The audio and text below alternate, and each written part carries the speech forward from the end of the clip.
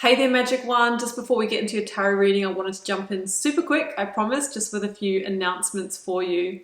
Should you want to arrange a personal reading or healing for yourself, you can do so at any time by either clicking the link to my website down below or visiting wildlotustarot.com. I do have a new little offering which I think is kind of cute. It's actually the most affordable way to get guidance from me, and in that reading I draw you a single tarot card from the beautiful Star Child Tarot and write you a handwritten letter about my interpretation of that card for you, and I post it to your letterbox. You can now show your support by becoming a member of my channel. If you head to my channel page and click the join button, there's a video there where I describe in detail what I'm offering for my two different levels of membership.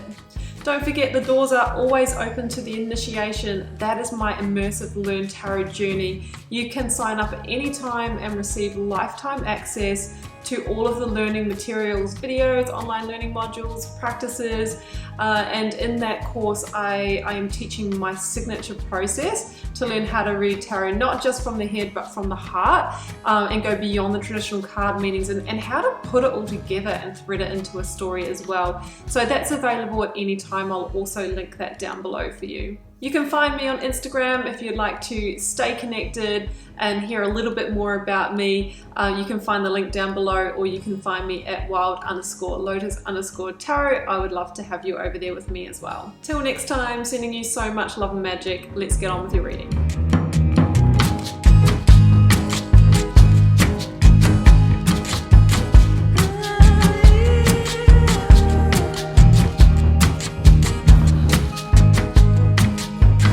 Virgo, welcome to your tarot reading for July 11th to the 17th. Let's see what may be on the cards for you. I've got the 9-card block here, Virgo. We have 3 for your recent past, 3 for your focus energy, and 3 for your future outcome. Selection of oracles, a lead tarot energy, and I've turned over the bottom of the deck for you.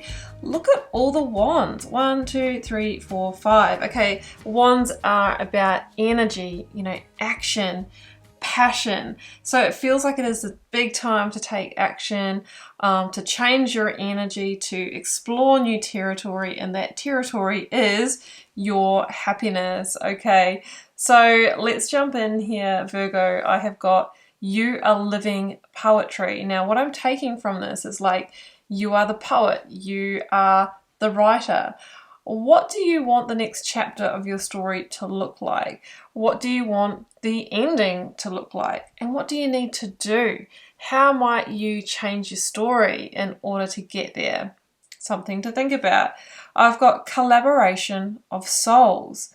So there might be a new person that's coming in for you to partner with. I've got the 4 of Wands in the reading. This can be about coming together with somebody in divine union. There might be other collaborations of souls that are not productive for you that you may have needed to release in order to change your energy. Moonology, the full moon in Scorpio card says it's time to release any negativity. And we have the Scorpio Scorpion here, and Scorpio can be associated with toxins, poisons, okay? What are the toxins and poisons in your life? Now, for some of you, it could actually be a toxin needing to remove, alcohol or substances or something like that. For others of you, there could be toxic people in your environment. Your job might be toxic. Your place might be toxic. It is time for you to release whatever that is. It might be a fear within you. It's time for you to release that, because that's going to change your energy in some way and have you, move into a whole different scenario here. The 10 of Swords is your lead energy, and Virgo, you have the 10 of Wands also at the heart of the reading. Also have the 10 of Cups. Now the 10s are about completions. They are endpoints. So it feels like you are wrapping up this chapter, okay, so that you can recreate and rewrite the new one. The 10 of Swords can be associated with painful endings, and they can involve negativity, deception or betrayal or burnout, dishonesty, when we feel like we've just kind of got those swords in our back. So it feels like a necessary ending though in order to get to the new. So it's really about, I'm just going to have to, to go through this, because this is how I realign myself. So the 7 of Wands here, Can be the energy where we feel like we need to defend ourselves in some way. There's a lot of energy coming at us, a lot of negativity maybe, a lot of people meddling. And it's because there's something out of alignment here and you do need to make some changes. The Seven of Wands for me is an energy of going against the current of our life plan, going against the grain and needing to surrender and let go and make some changes. Now, there is a theme of family here. I've got the Queen of Pentacles, which can be a mother, mother-in-law, aunt, older sister, or something like that. Maybe there has been a situation where there's been, meddling in your life, and you may just need to, lovingly put more boundaries in place there. So that's coming through for some of you. We've got the Eight of Pentacles here, so it could be somebody in the workplace who has been maybe micromanaging or controlling, right? The Queen of Pentacles can be someone who's controlling the finances, controlling the growth, somebody who is really, it's a practical energy, but it could be somebody who really wants to execute their practical plan. In some way, I feel like this collaboration of souls is toxic for you in some way, and there needs to be some kind of letting go.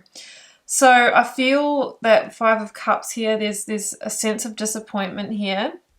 You might even be doing some pre-grieving of, I actually need to, this could be somebody that you really like, but it's just not healthy for you to be working together or living together or in close proximity. So it's like I'm kind of sad about it, but I need to remove myself from this person, and that will enhance the relationship.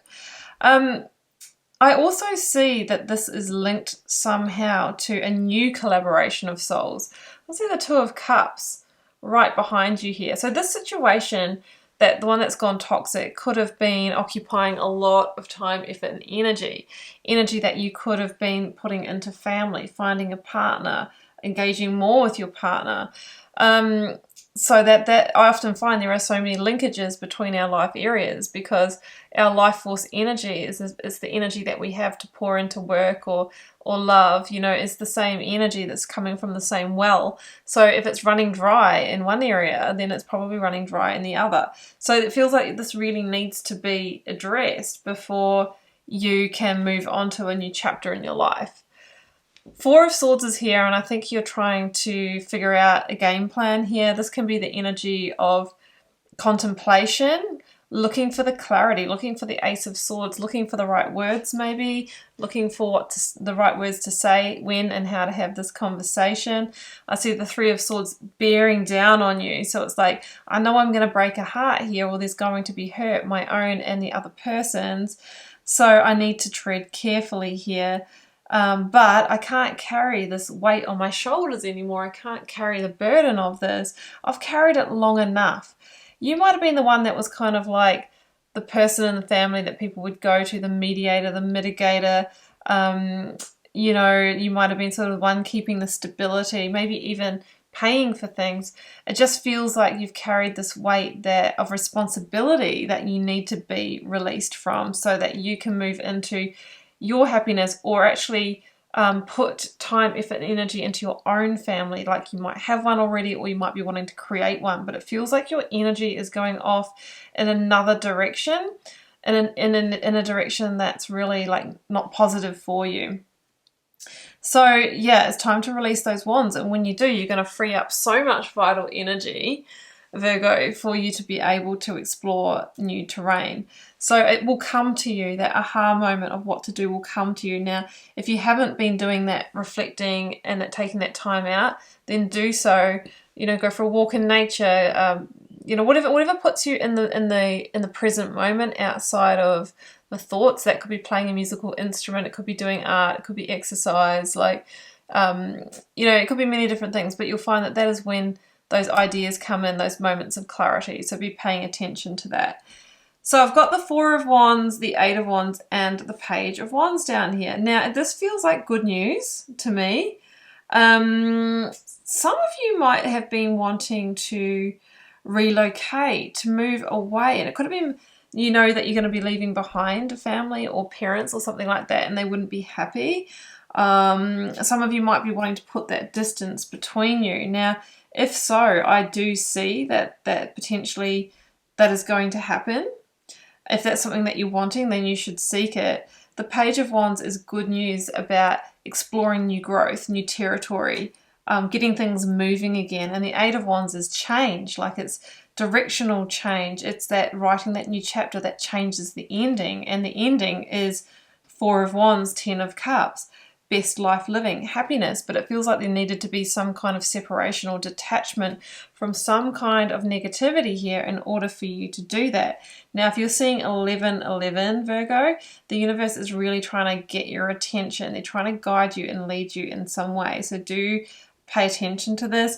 This can also be marriage, engagement, a milestone, and a commitment, whether that's committing to a person or place. So maybe you were getting meddling from family that weren't supportive of your decisions, and it might just be that you needed to break away physically in order to go in this direction, because the Eight of Wands for me can be a different direction from the one that was planned or the ones that people expected to, for you. It's like turning around and going in a new direction, but that's a good thing for you. Seven of Wands, again, yeah, like you've needed to protect yourself and defend yourself from an attack here, is what I'm feeling. Still there. So they might push back on this still. The Lovers with the Wheel of Fortune. I don't think that they were happy maybe about the person that you've chosen, your partnership, your choices. The Lovers doesn't have to be a person. It can be your life choices, what you've chosen to do for work, who you are as a person, where you've chosen to live. I feel like there is some pushback or some defense needed and some negativity projected at you. But the Wheel of Fortune says that this is your destiny. You're in charge of your destiny. And it's your life, not other people's. This feels like the right path to me. And maybe this is your life lesson here as well, Virgo. And the Wheel of Fortune for me is the fact that you're entering into a new cycle now. One that you're at the helm of your own ship. And, you're going your own way.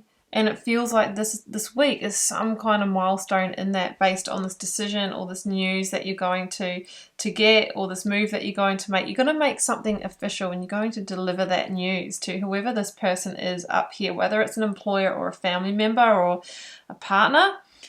You're going in a new direction here, and it's going to be the direction of growth and happiness for you. So Virgo, I'm going to leave it there. It's an intriguing little reading. I hope it resonates for those it's meant for. Do keep in mind it is a general reading for the collective, meaning it won't resonate for all of you. Drop me a comment though. I love reading them all and seeing how this is playing out for you. Hit subscribe as well. That's the energy exchange between us that helps support the channel and lets you know when I drop new readings. I'm wishing you so much love and magic, Virgo. Do take care. Bye for now.